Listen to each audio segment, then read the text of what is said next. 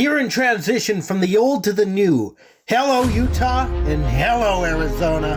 Welcome to the Albertan Coyotes Fan. YOTES win 6-0 against the Vegas Golden Knights at the second half of a back-to-back for both teams, but it's the Utah Hockey Club, or the YOTES, versus a formidable foe in the Vegas Golden Knights, a team that has regularly given our team a very, very hard time. And I've got some news. I've got some important news, some very fantastic news to bring to you all today. We got two players who got on the board in this game for the first time this season. One Nick Schmaltz and one Michael Carcone. You know what that means. You know, this hat's kind of growing on me. So, can I also mention that we did all of this in Vegas? We did this on Vegas's home turf with their fans in the building. Well, at least there were, until we got closer to the end of the game where the barn started to look like it kinda maybe could have been from Arizona. Yeah, that one was a low blow. However,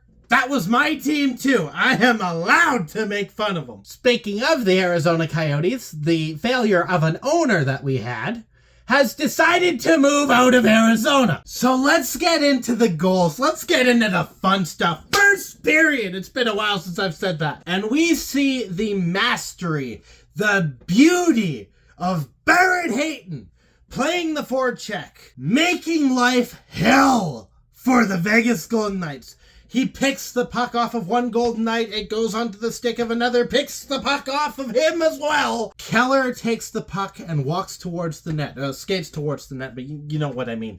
He rips it, it goes into the back of the net. It was a crisp, clean goal, but the credit has to go to Barrett Hayton. Second goal, and this goal's my favorite one by far. Whole game, this is the goal of the night.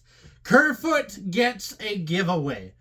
The puck was leaving the zone. It goes tape to Kerfoot's stick, and he walks into the zone.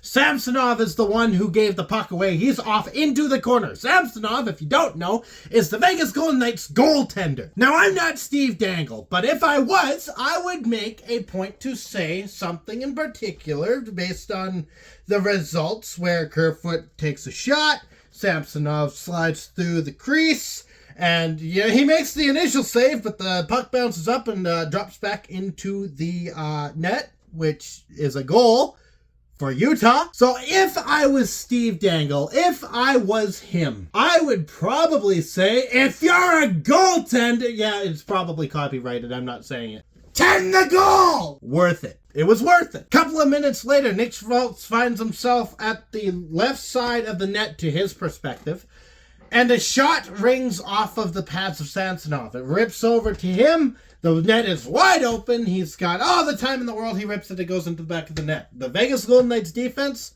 looked less than stellar tonight. Couple minutes later, Cooley scores off of his butt. Madden takes a shot from the point. It deflects off of Cooley and it goes into the back of the net. That's 4 goals in 1 period. And then we get into the second. Now, we all know that the second period tends to be our kryptonite. It's our Achilles heel. I was worried going into the second period with a team that is notoriously good and notoriously notorious for, you know, certain LTIR shenanigans. I thought that we were going to give up this game, this 4-goal lead, to the Vegas Golden Knights. Fortunately, that didn't happen. Carcone's got the puck. He walks in on the right side. He just skates up. He's got options. He's got options behind him, to his left, across the rink.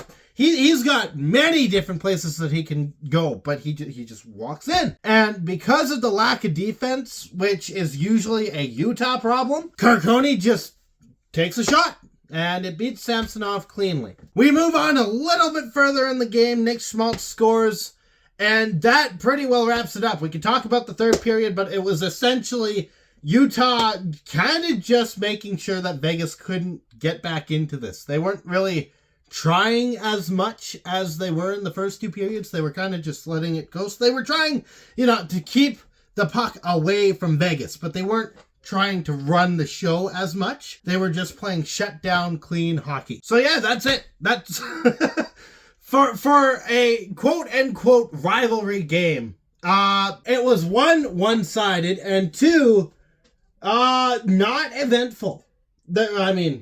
Goal-wise, it was pretty eventful for one side, but it wasn't really eventful in terms of physicality. There was no message that was really sent other than, hey, for whatever reason, Utah's really good. But the closest thing that we got to physicality was a situation that happened. Golden Knight went, I think it was Jack Eichel actually, went and gave a reverse hit to Kesselring, and that sparked some anger, and after the whistle went, the teams met up. That was it. That was all. It was a quiet, boring game. And that's the way that, you know what? I'll take it, because we won in that quiet, boring game. So, I should not have looked this up. I didn't want to know this. So on Monday, the Utah Hockey Club goes and plays the Dallas Stars in Utah. The Dallas Stars are not a fun team to play against. So hopefully we ride this momentum into the next game and we make some surprises. That could be pretty cool. So, in the meantime, stay howling and go Yotes! Thank you so much for watching. If you liked what you saw, you can hit the like button. You can hit the subscribe button. There are a couple of different ways for you to show your support. Share this with your friends. And as always, I'll be back.